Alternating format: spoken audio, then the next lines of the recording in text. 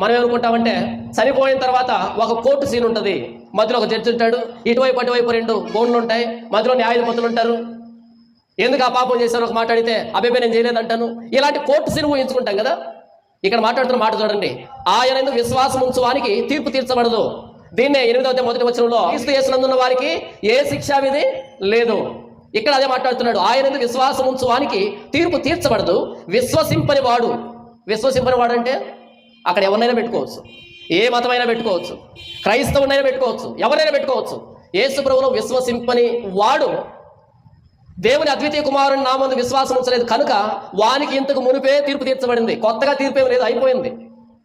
మనం ఎంత అమాయకులు అంటే ఎవరైనా చచ్చిపోయారనుకో, ఆ దేవుడు క్షమించుంటాలే, దేవుడు పరలోకాన్ని తీసుకుని ఉంటాలే, కాదు, బ్రతికున్నప్పుడే నిర్ధారణ జరిగిపోయింది. మనం బ్రతుకుతున్న బ్రతుకును బట్టి.